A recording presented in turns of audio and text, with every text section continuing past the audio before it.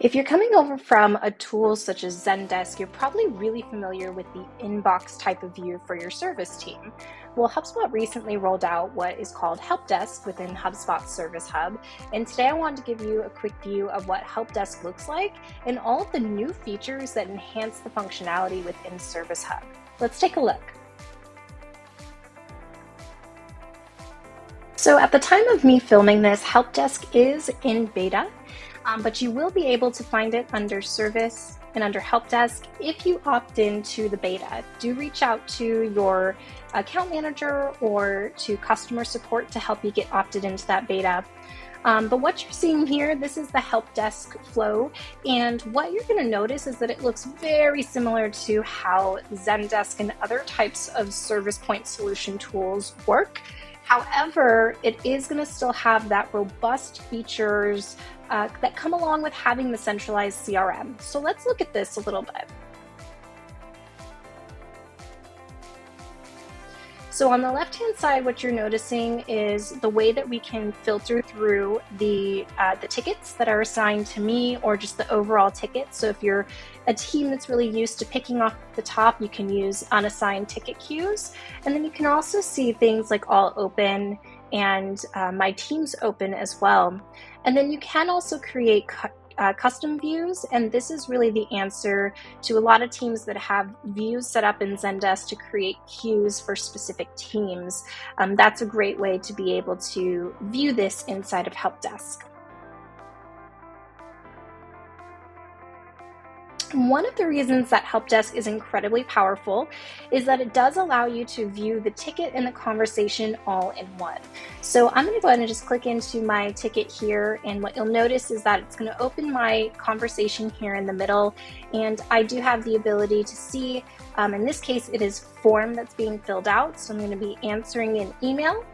And then I also have on the right-hand side all the information that's associated to this ticket. So this is also very, very similar to what you might be used to in a tool like Zendesk. However, what HubSpot does is make this even more powerful because it does also have information from the records attached to this ticket. So even though up top here, I have information such as category, and I also have the ticket descriptions, and then any of these properties which are customizable for the tickets can also be automatically set as well as edited from this screen.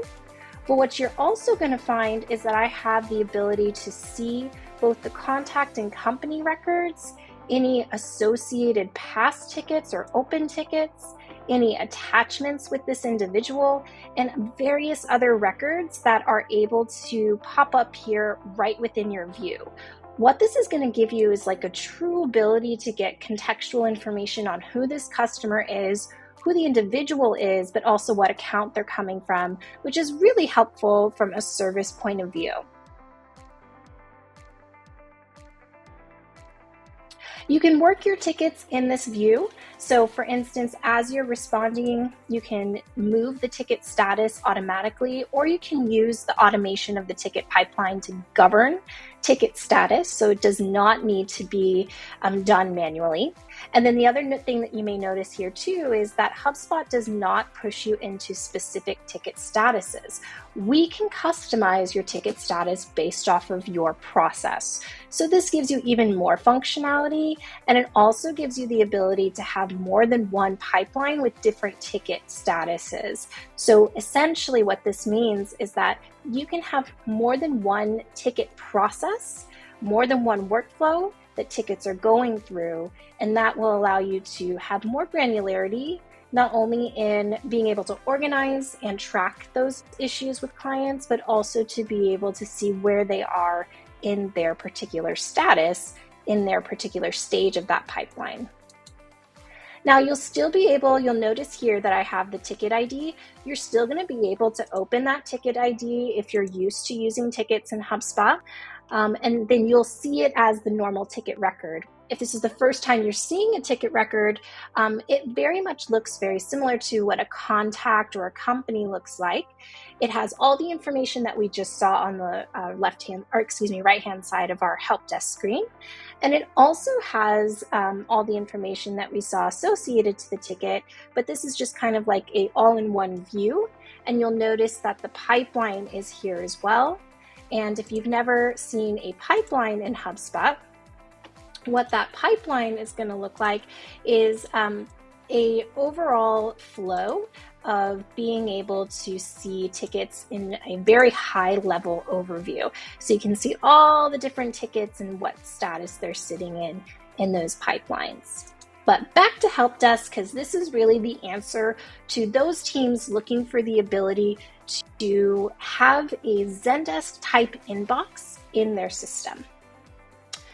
So the other thing I just want to mention, kind of going back to my list here, is you'll notice these channels. We do have the ability to have multiple types of ticket creation methods piped right into the Help Desk. So you do have your forms, you have chat, phone, email, and you can also use WhatsApp and Facebook Messenger. So let's take a quick look behind the scenes though, because within Help Desk, not only is this view different, but you also have much more enhanced capabilities now too. So Help Desk setup looks very similar to how you would set up an inbox originally in HubSpot. We're still going to be setting up channels. So just as I mentioned, you've got all of the channels that are available here, as well as form. And then the enhanced features are really in the SLAs. So this is where HubSpot's answer to more robust SLAs are coming in. This is only available within the Help Desk feature. So looking at the SLAs, we actually now have a couple different options.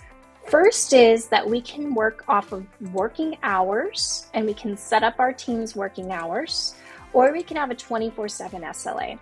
Really helpful for teams that only have certain service hours, and they want to make sure that those SLAs only apply within those service hours, regardless of when somebody is creating a ticket. So instead of it being starting that timeline from the creation of the ticket outside of service hours, it would apply to just the working hours.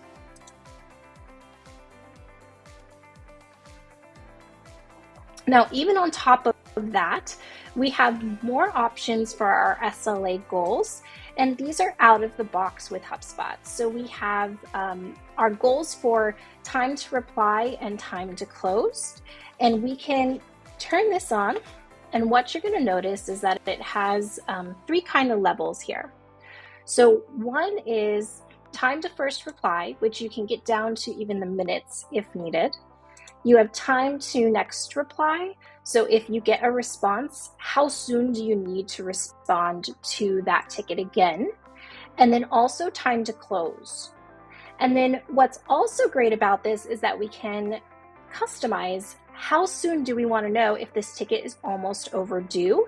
So you can be notified within 60 minutes, or you can be notified within, however long you want to know that this ticket might be overdue. Now, we never had this level of granularity, which is very exciting, but we have even a deeper level of granularity with SLAs now. So I'm going to click on based on ticket property, and what this is actually going to allow me to do is select a number of my ticket properties to be able to say this is a unique SLA for that property. So I just clicked ticket pipeline. So for instance, some of our clients have multiple pipelines for different reasons. This is our internal one, so you're seeing a lot of like recruitment pipelines here. But what you'll notice is that for each individual pipeline, you can set a completely different SLA. Why is this so helpful? This is incredibly helpful because previously it was really only based on the inbox, and an inbox really doesn't allow for this kind of granularity. The reason and the application of this for our clients is that you can now have multiple different pipelines. So if you have different teams with different SLAs, that's one reason that this would be helpful. So let's say implementation, customer support, accounting, engineering, they all have different SLAs. But another way that this can be very helpful as well is that you can also set up separate pipelines for different tiered clients, and we can have tickets routed to those pipelines based off of automation. So being able to see, for instance, that the account associated to this incoming ticket is a tier 1 account, we can have a separate pipeline for our tier 1 accounts with an escalated SLA. So really helpful to have that. But the other reasons that this is great too is that we now have not only priority, which was the original property that we were able to customize based off SLAs, but we also have HubSpot team. So if your different countries, different regions are set up as teams within HubSpot, you can have different SLAs set up for those individual teams. And then you can have different SLAs set up for the actual source of the ticket. So that's incredibly exciting as well. Now, another question we get a lot is, great, so excited to see that you're setting these SLAs. How am I going to get this data and be able to action on it? And so many people come to us from Zendesk because it is incredibly difficult to get reports out of the box with Zendesk. A lot of teams resort to exporting data and then building those in spreadsheets. And I'm excited to say you do not need to do that within HubSpot. So there are SLA performance dashboards already available to you. So if I actually click on this, you're going to see in basically just a couple clicks, I can create ticket average time to first response, ticket average time to close, ticket close totals over time with SLA breakdowns, response totals with SLA breakdowns, close tickets for SLA breakdown, and response totals by SLA breakdown. And I can have those by rep, and then I can also set these up by team. So when I go ahead and I hit this button here, I'm going to go ahead and create my dashboard, and voila. We're not showing any data because of the pipeline that I have, but you would have all of those reports available to you. So here's some examples right here of some data populating. Now, what you saw in today's video is really just the tip of the iceberg. With HubSpot, because of the centralized CRM and because we have workflows that power automation, we can have such greater features and functionality than other point solution softwares such as Zendesk.